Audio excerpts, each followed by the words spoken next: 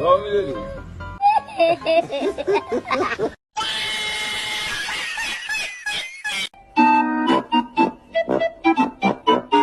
Imagination. Nice.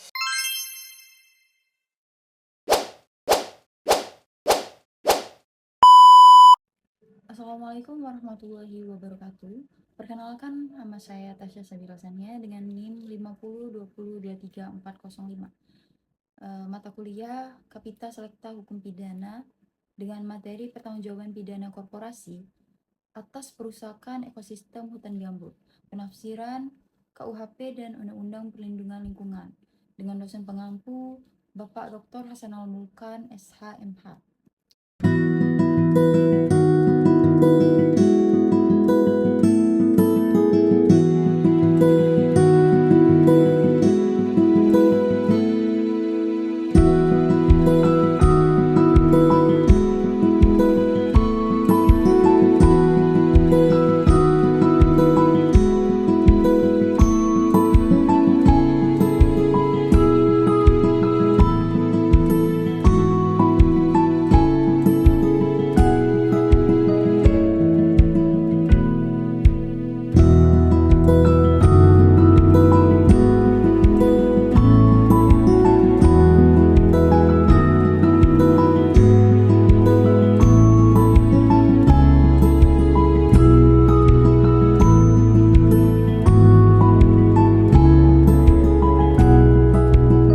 Hutan gambut memiliki peran penting bagi keseimbangan ekologis global.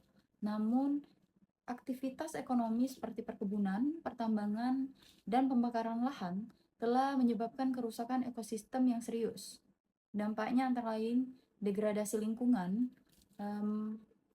memicu bencana ekologis seperti kebakaran hutan, kabut asap lintas negara, dan hilangnya keanekaragaman hayati. Secara sosial dan ekonomi, masyarakat lokal yang menggantungkan hidupnya pada sumber daya hutan juga menjadi korban.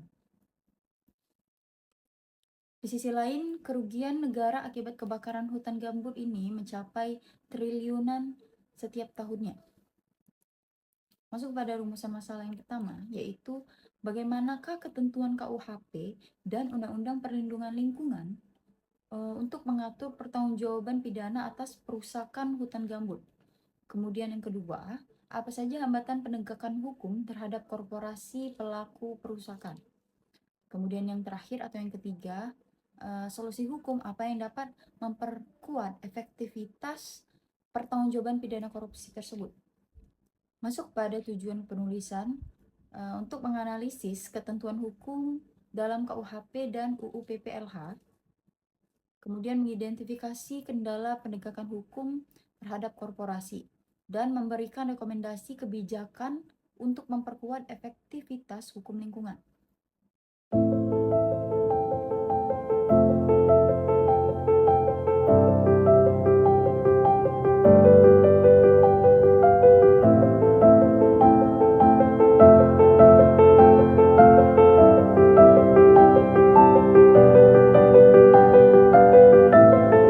Pada pembahasan yang pertama, yaitu pengaturan tanggung jawab pidana dalam Kitab Undang-Undang Hukum Pidana KUHP. Dalam Undang-Undang Nomor 1 Tahun 2023, Pasal 45 sampai Pasal 53 menyebutkan bahwa korporasi dapat dipidana apabila tindak pidana dilakukan oleh orang yang mempunyai kedudukan fungsional dalam korporasi atau atas nama korporasi. Artinya, perbuatan yang merusak lingkungan seperti pembakaran lahan, konvensi lahan, gambut tanpa izin dapat dimintai pertanggungjawaban pidana kepada korporasi dan pengurusnya.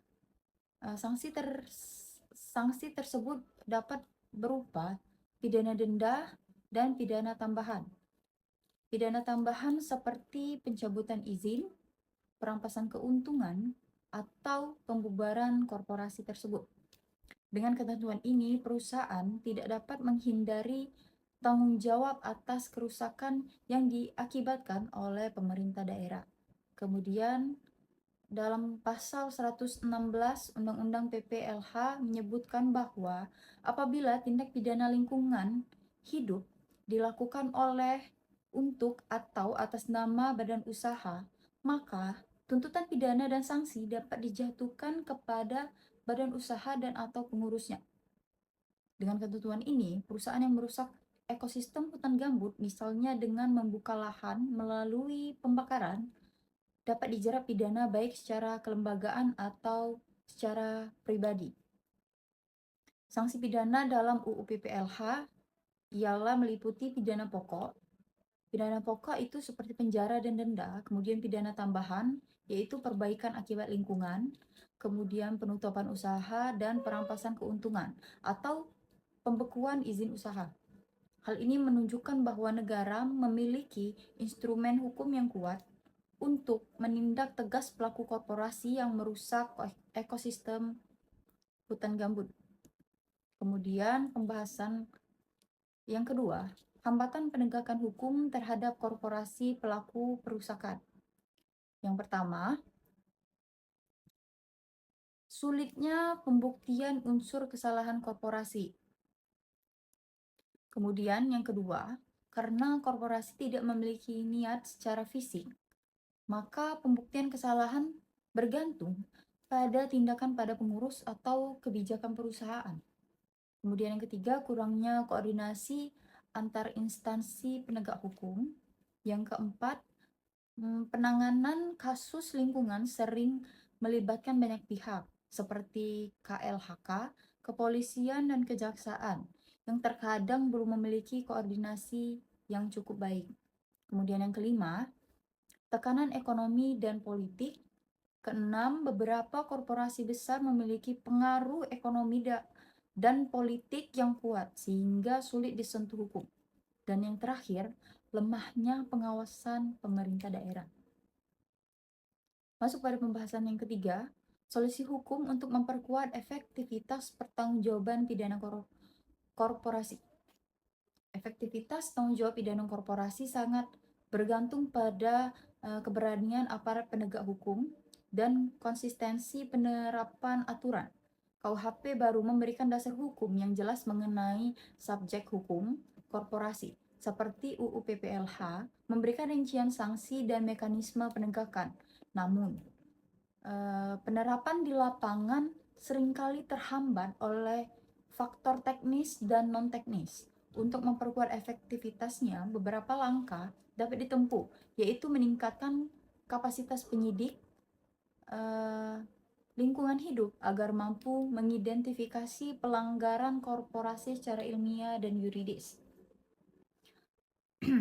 Solusinya bisa berupa penguatan kerangka hukum, penerapan sanksi, dan penyempurnaan mekanisme penegak hukum, seperti revisi undang-undang terkait UU PPLH perlu direvisi untuk menyelaraskan dengan KUHP baru.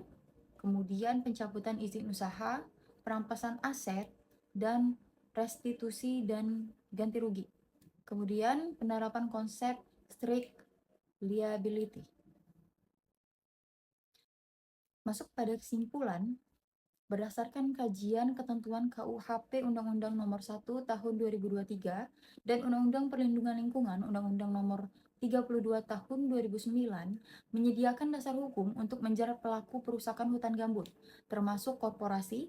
Namun, terdapat hambatan implementatif seperti pembuktian unsur kesalahan, keterbatasan kapasitas teknis, dan pengaruh kepentingan ekonomi.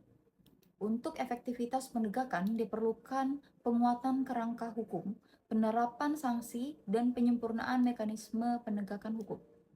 Kemudian saran masuk pada nomor pertama, yaitu legislator perlu mengharmonisasikan KUHP dan peraturan lingkungan untuk menjelaskan posisi pertanggungjawaban korporasi. Kemudian yang kedua, pemerintah harus mengalokasikan sumber daya untuk kapasitas forensik lingkungan. Yang ketiga, perlu pengembangan kebijakan yang mendorong transparansi dan pengawasan terhadap praktik-praktik perusahaan di kawasan hutan gambut. Baik, mungkin cukup yang dapat saya sampaikan. Semoga bisa dimengerti. Saya ucapkan terima kasih. Mohon maaf jika ada salah kata. Kepada Allah saya mohon ampun. Billahi fisabilil haq fastabiqul khairat. Wassalamualaikum warahmatullahi wabarakatuh. Selamatnya sudah Aisyah tadi. Terima kasih dan jumpa lagi.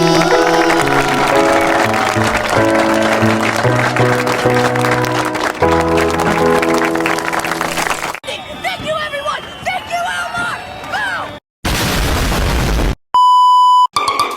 Go.